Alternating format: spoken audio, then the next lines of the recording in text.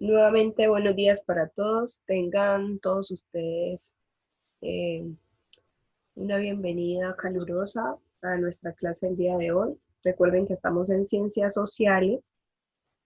El día de ayer les comuniqué que les iba a compartir un taller de repaso. Sí, Bram, dime. Buenos días. Buen día, bienvenido. Les informé el día de ayer que les iba a compartir un taller de repaso. No lo hice, pero sí lo voy a hacer. Se los voy a subir a la plataforma porque, como les indiqué el día de ayer, vamos a estar teniendo evaluación el jueves, ¿sí? El jueves vamos a tener evaluación del área de ciencias sociales, de lo que hemos visto hasta el momento. Pero ¿y cómo va a ser la evaluación? Es que yo ayer no estuve en la clase porque me están peinando. Vale, listo. Chicos, la evaluación, primero que todo, va a abordar los temas que vimos hasta el momento. Cuando hablo de los temas que hemos visto hasta el momento, hago alusión a ¿cuáles? ¿Cuáles son los temas que hemos visto? Profe, el Islam, Sí. el imperio carolingio, Ajá. Sí. la Europa feudal, Ajá. el imperio bizantino. Listo, bien. Entonces, les cuento. Todos esos que ustedes acaban de mencionar, el Islam, el imperio bizantino, el imperio carolingio, la caída del imperio romano, son esos cuatro los que voy a evaluar, ¿vale? Lo que es la Europa feudal no lo voy a incluir pues para que no les quede tan pesado. Igual fue el último tema que vimos y el Renacimiento tampoco lo voy a incluir. ¿Listo? El taller de repaso consta de unas preguntas sencillas, están revueltas, van a hacer alusión a esos temas que les acabo de mencionar, va a ser de selección múltiple y la idea del taller de repaso es que pues de ahí van a salir las preguntas del examen para que ustedes puedan estudiar. ¿Listo? ¿Listo, chicos? Profe, Sí. es que el documento que usted Katherine. subió ayer, no me abre. Vale. ¿Alguien más revisó el documento que subí el día de ayer? ¿O solamente Katherine? La plataforma, el de las notas, profe. Aparte del archivo de las notas, yo subí un documento ayer que fue de la contrarreforma. Les dije que con eso terminábamos todo lo que habíamos hablado del Renacimiento. Y un video, o sea, subí el archivo de las notas y además de eso subí un archivo de la contrarreforma y un video. Lo único que no subí ayer fue el taller. Recuerden que les había dicho que les iba a subir el reporte de las actividades, el taller de repaso y el final del tema que estábamos viendo. Lo único que no subí ayer fue el taller de repaso, el resto sí lo subí. ¿Quién más aparte de Katherine lo? Profe, a mí sí me aparece. Listo, vale. Sí, quería saber si todos tenían ese problema. Katherine, yo te lo envío por WhatsApp, ¿vale? Bueno, profe. Listo. Bueno, chicos. El que ustedes están viendo en su pantalla, ya saben cómo se llama, Martín Lutero, representante de la reforma protestante. Ya les comenté también en qué consistía la reforma protestante. Profe, Dime, María José.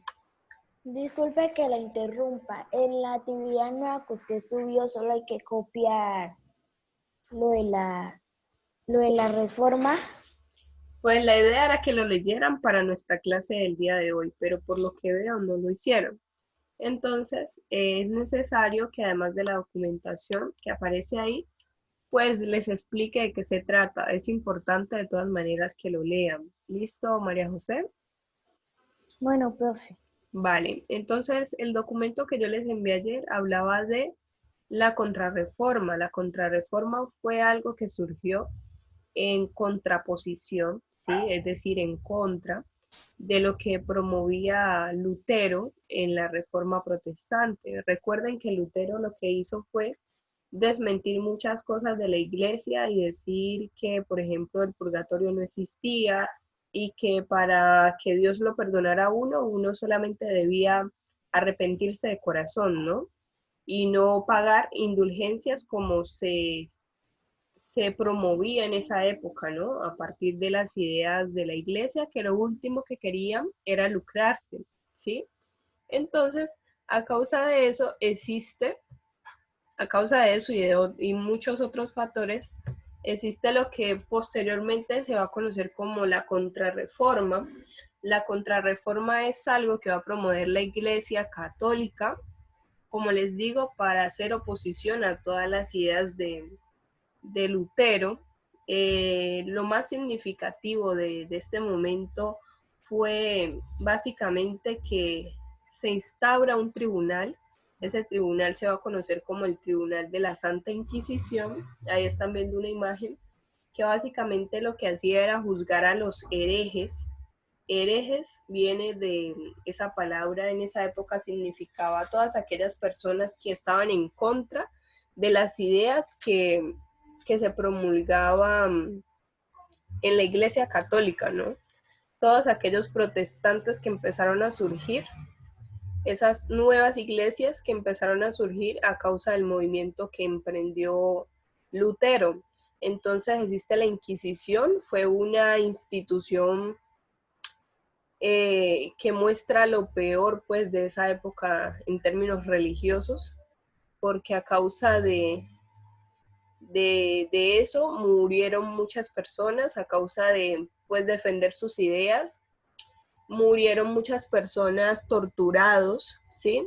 Lo que quería esta institución de la Santa Inquisición era fomentar el terror, ¿no? Fomentar el terror y callar a las demás personas. Incluso, pues eso llevaba a la muerte de esas personas que eran consideradas como herejes. Además de eso, algo importante para rescatar en esta parte es que se crearon los jesuitas. Los jesuitas eran personas encargadas de evangelizar, ¿sí? De ir a los pueblos, ¿sí? Y evangelizar, pero de acuerdo a la corriente o a la doctrina propia de la Iglesia Católica de esa época. También eran los encargados de impartir la educación, ¿no? Por mucho tiempo fue así. Aquí más adelante les voy a compartir unas imágenes, son 2 imágenes, no quise poner más porque pues a veces son un poco fuertes. Y esta imagen que ustedes están viendo en sus pantallas en estos momentos hace parte de lo que usaban a manera de tortura, ¿sí? Era una forma que utilizaba la Inquisición para torturar a sus rehenes o torturar a las personas que eran acusadas como herejes. Eso es que encierran un ratón, una rata, en una jaula y a esa jaula le ponen calor. Entonces, ¿qué va a pasar? El ratón se desespera y empieza a cavar un hoyo, es decir, a buscar la salida. Y pues al cavar un hoyo, pues ¿qué va a hacer? Pues va a cavar el hoyo en el abdomen de la persona, ¿no? Entonces, esa era una forma de tortura que se utilizó en esta época por la Inquisición. Muchas personas fueron quemadas en la hoguera, incluso muchas de ellas tildadas o acusadas de brujería, ¿sí? De brujas. Entonces, en esa época fue muy normal que, por ejemplo, quemaran a los brujos o a las brujas, las personas que eran consideradas como tal, fueron quemadas en la hoguera, todas aquellas personas que, como les digo, iban en contra de de las ideas de la Iglesia Católica propiamente. El día del juicio, primero se torturaba a esa persona supuestamente para que confesara su pecado, ¿sí?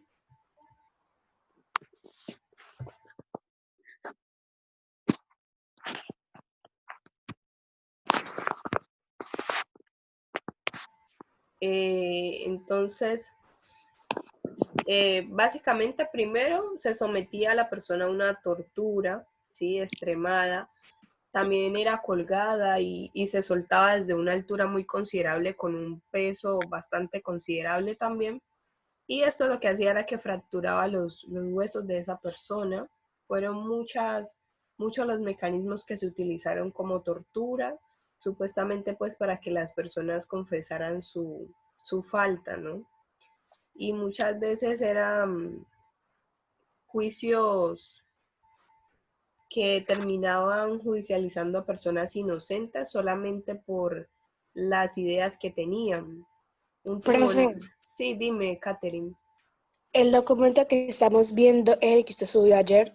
Sí, ajá, el documento, lo que les estoy explicando aquí brevemente es lo que subí ayer, que habla de la contrarreforma. Bueno. ¿Listo? Entonces, pues es necesario explicarlo, Catherine. No es propiamente la clase de hoy. Hoy vamos a ver otro tema, pero es necesario explicarlo, pues para que ustedes tengan cuando lo revisen ya tengan la noción de qué se van a encontrar. Entonces, como les decía, la Inquisición fue una institución bastante fuerte que a través del miedo, a través del temor, a través de todas las muertes, a veces, bueno, la mayoría de veces de personas inocentes, que se inclinaban por promover otras ideas, en este caso las ideas de protestantes, morían, ¿no? Entonces, una de las instituciones más destacadas en esto de la Inquisición fue la Inquisición española. Se conoció por ser muy fuerte y muy rígida. Lo que ustedes están viendo en sus pantallas ¿saben qué es eso? ¿Alguna vez han visto algo parecido? Una guillotina. Ajá, sí, exacto. Esa es una guillotina. Fue como el símbolo, emblema de la Inquisición. Fue muy común que ejecutaran a las personas a través de este mecanismo, ¿no? Que consistía en cortar su cabeza. Y por lo regular eso lo hacían en sitios públicos como símbolo de castigo y como símbolo de temor para que otras personas no se atrevieran a promover pues estas ideas. Entonces, hasta este punto, quería comentarles un poco, algo muy breve de lo que fue la contrarreforma, que nace, como les digo, en oposición a las ideas que se promovían desde Martín Lutero, con todo lo de las ideas protestantes. No sé si hasta ahí tienen preguntas. No, profe. Vale. Profe. Listo. Bueno. Además de eso, el día de hoy la clase gira en torno a un nuevo tema. Ese tema se titula La monarquía absoluta. La monarquía absoluta data de finales del siglo XV, siglo XVI y siglo XVIII.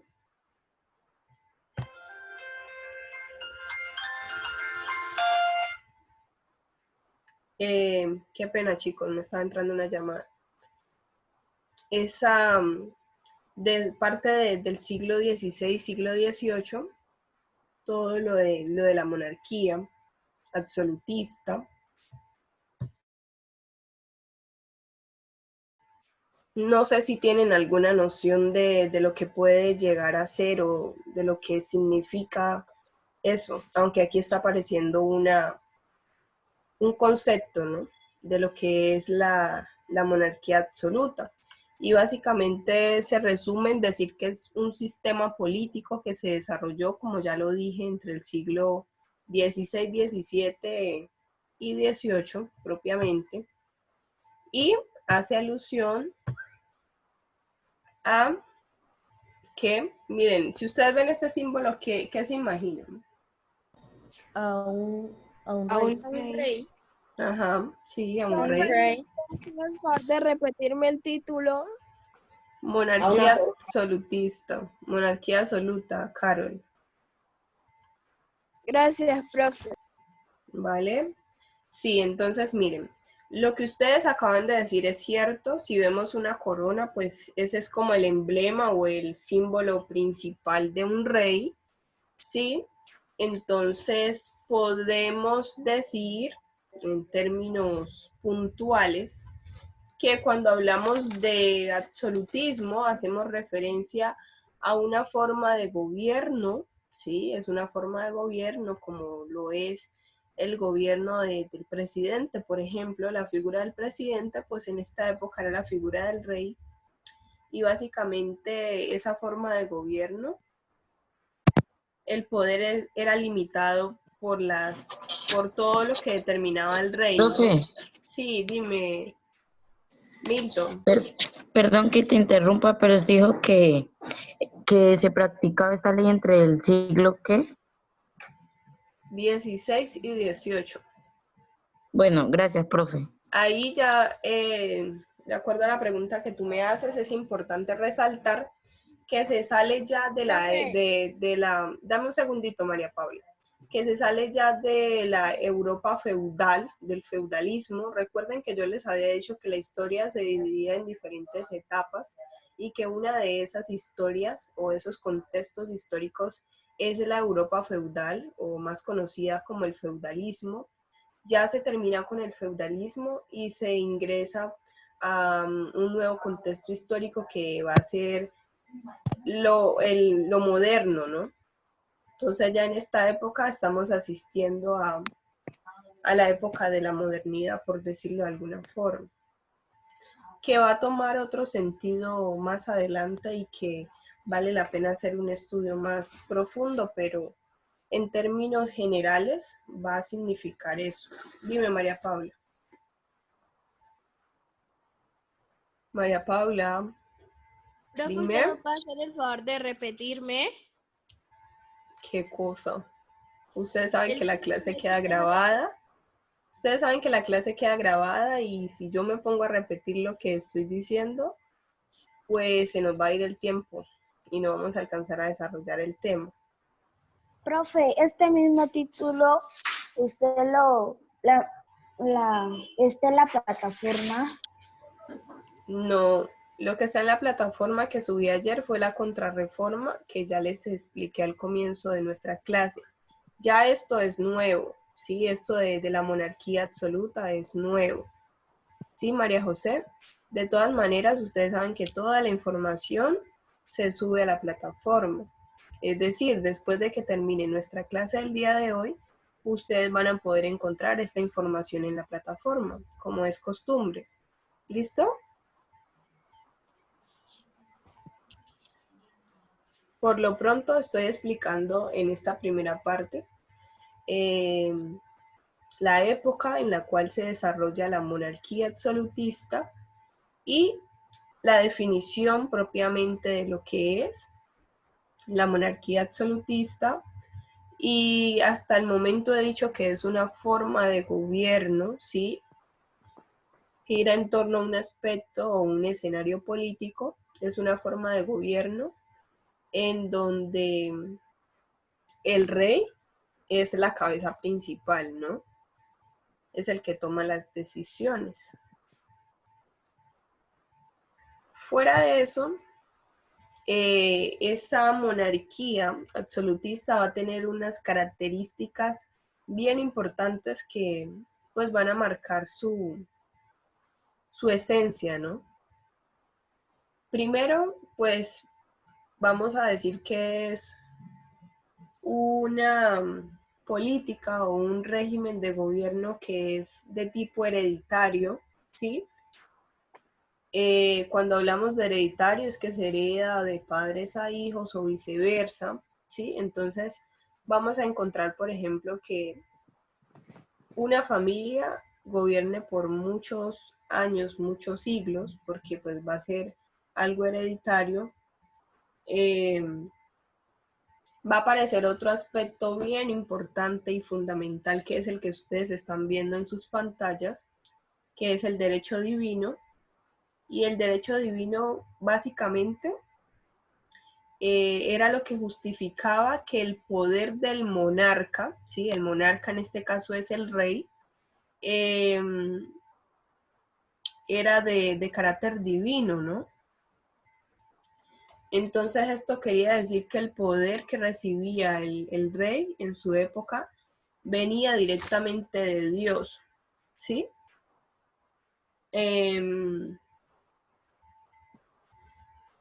Pues hoy en día podemos decir que el rey es un ser humano normal, pero pues en esa época esa era como la característica fundamental y la ideología que se tenía, ¿no?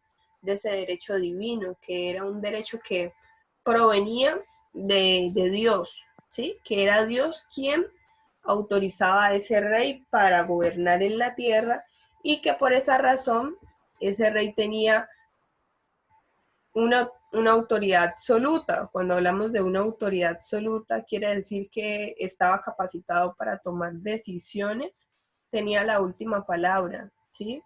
Que tenía unos consejeros, pero en últimas el rey era el que tomaba la decisión, sin importar los intereses, pues, del pueblo, ¿no?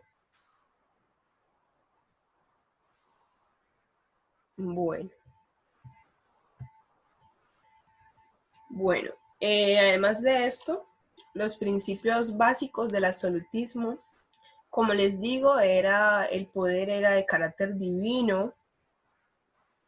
Ya les expliqué por qué, porque supuestamente la autoridad del rey solo era designada por Dios. También porque el rey no debía pedir permiso a nadie, por decirlo de alguna forma, en términos más puntuales, no debía pedir permiso para tomar ¿qué? Para tomar sus decisiones. También en esta parte se podría decir que el rey era la ley, ¿sí? Era la máxima autoridad.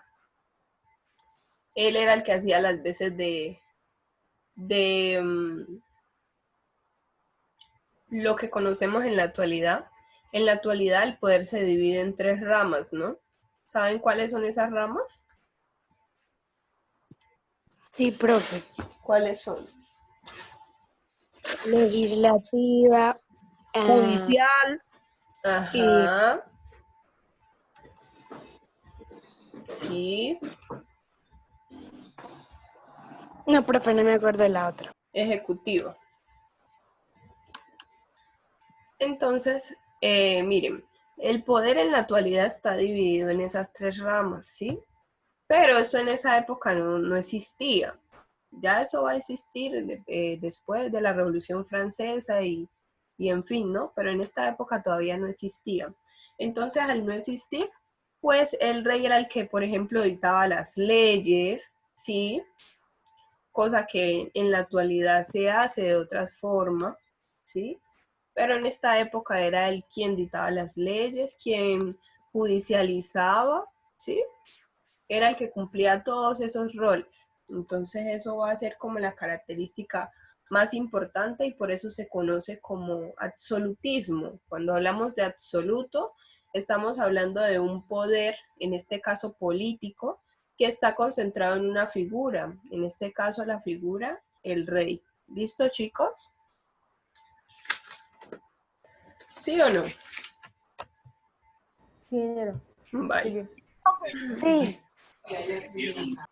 Bueno, entonces miren, aquí en sus pantallas estamos viendo como el resumen o lo que abarca todo esto de la monarquía absoluta.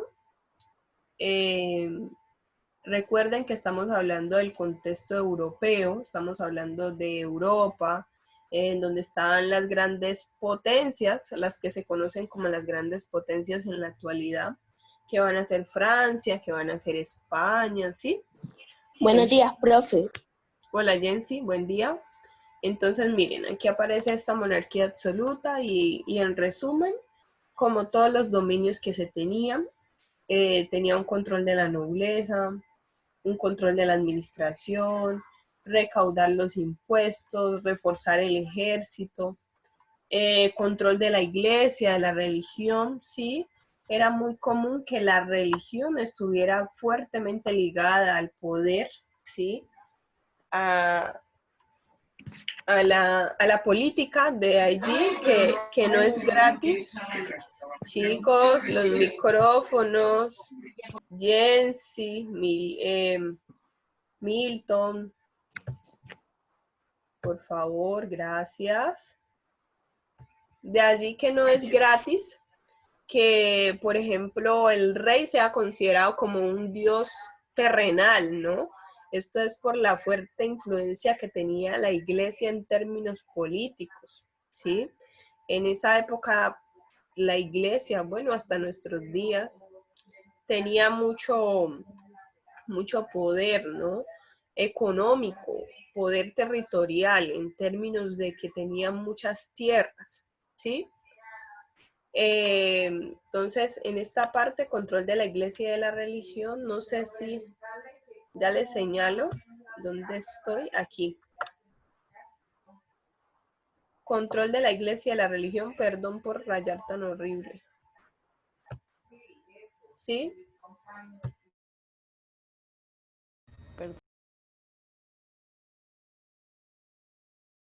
Sí. Bueno, la economía del mercantilismo, fundamentada en la idea de acumular metales preciosos, ¿sí? Un desarrollo de la industria muy primitivo, pero al fin de cuentas desarrollo. También se favoreció el comercio exterior. De aquí viene esto muy importante de la riqueza fundamentada en la acumulación de metales preciosos. Eso va a ser muy posible con el descubrimiento de América, que fue básicamente eso, ¿no? Obtener metales preciosos como el oro. El ejército también tenía un papel muy importante en esa época, ¿sí? Básicamente en este cuadro se resumen todos los escenarios en los cuales se hacía partícipe esa figura de ese rey, ¿no? Bueno. A ver, esta pregunta. ¿Existen monarquías en la actualidad? Sí, señora. Sí, profe. Ah, Sí, profe. ¿qué quiere decir? Cuando yo pregunto, ¿existen monarquías en la actualidad? Reyes, Eso. reinas, profe, o rey. Excelente, excelente, sí. Cuando yo pregunto si existen monarquías en la actualidad, estoy refiriéndome a si en la actualidad existen reyes y reinas. Y efectivamente sí, es algo que pasó hace muchos años, siglo XVI, siglo XVIII, en nuestra actualidad, siglo XX, que todavía siguen en vigencia, tal vez no con el mismo poder de la época pasada, pero sí existen. Entonces, por ejemplo, hay unos monarcas que son solo símbolos, ¿no? Como un símbolo. En algunos lugares como Suecia, como Noruega, como, ¿sí? Son reyes y reinas que cumplen un papel de ceremonial. Sí, es como un símbolo. También existen en Arabia Saudita, en los Emiratos Árabes, ¿sí? En Mónaco, en Marruecos. De allí que no es gratis que nosotros a veces en las... Chicos, los micrófonos, por Dios, Milton. Ustedes saben que eso genera interferencia. Sí, no es gratis, por ejemplo, las novelas que nosotros vemos, ¿no? Las novelas turcas. Allí se evidencia mucho el papel de la monarquía, por ejemplo, ¿sí? A través de los sultanes, ¿sí? Allí vemos claramente que tienen mucho dinero, ¿no? Se alcanza a ver en sus escenas como todo el dominio económico que tienen estas personas y evidentemente, como ustedes lo dicen, en la actualidad existen todavía monarquías. Existen 26 monarquías exactamente, que como les digo, se evidencian en papeles como los reyes, como los sultanes, como los emires, ¿sí? Y esas 26 monarquías están instauradas en diferentes países, alrededor de unos 43 países en la actualidad cuentan con monarquías. Les mencioné algunos: los Emiratos Árabes, Marruecos, Mónaco, Suecia, ¿sí? Son algunos lugares en donde en la actualidad existen pues estas monarquías, ¿sí? No sé si tienen dudas, preguntas, quejas, reclamos, sugerencias. Todas son válidas. ¿Queda todo comprendido? Sí, señora. ¿Sí? Sí, profe. Vale, recuerden que si tienen preguntas las pueden hacer. Lo importante es que todo quede claro porque estamos en un proceso de aprendizaje. ¿Listo, chicos? De todas maneras, si después ustedes revisando sus apuntes y revisando la clase tienen dudas o surgen dudas al respecto, ustedes saben que me pueden escribir y yo con mucho gusto les colaboro. ¿Listo, chicos? Bueno, yo creería que... Profe, Dime, Katherine. Ah, María José, perdón. María José, dime. Sí, sí, María José. en el chat dicen que si esta información la van a encontrar en la plataforma. Sí, ustedes saben que sí, chicos. Sí la encuentran en la plataforma. Incluso en el WhatsApp. Yo les comparto todo el WhatsApp, la plataforma. ¿Sí?